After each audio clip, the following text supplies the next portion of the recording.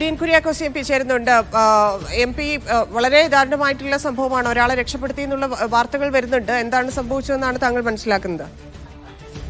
അത് തന്നെയാണ് എനിക്ക് കിട്ടിയ വിവരം. ഒരാളെ റിക്കവറി ചെയ്യാൻ സാധിച്ചിട്ടുണ്ട്.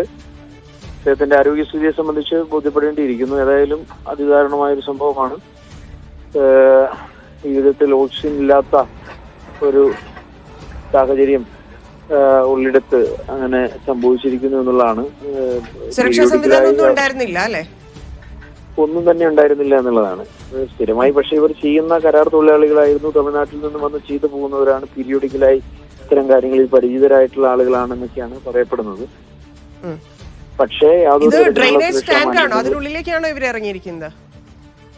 അത് ഡ്രെയിനേജ് ടാങ്കാണ്, സെപ്റ്റിക് ടാങ്ക് ഉൾപ്പെടെ ആ സമീപത്തുണ്ട് എന്നാണ് പറയപ്പെടുന്നത്. ഏതായാലും ഇത് പീരിയോഡിക്കലായിട്ടുള്ള ഒരു ക്ലീനിങ് ആണ്. പക്ഷെ ഇങ്ങനെ സുരക്ഷാ മാനദണ്ഡങ്ങളില്ലാതെ ചെയ്തപ്പോൾ ഉണ്ടായ അപകടമായിട്ടാണ് പറയപ്പെടുന്നത്. എല്ലാവരും അവിടെ തന്നെ ഉണ്ട്. ഏതായാലും റിക്കവറി ചെയ്യാൻ ഒരാളെ കണ്ടെത്താൻ കഴിഞ്ഞിരിക്കുന്നു. തൊട്ടടുത്ത് തന്നെ 15 മിനിറ്റിനകത്ത് തന്നെ 3 പേരെയും കണ്ടെടുക്കുമെന്നുള്ളതാണ് അവർ പറയുന്നത്.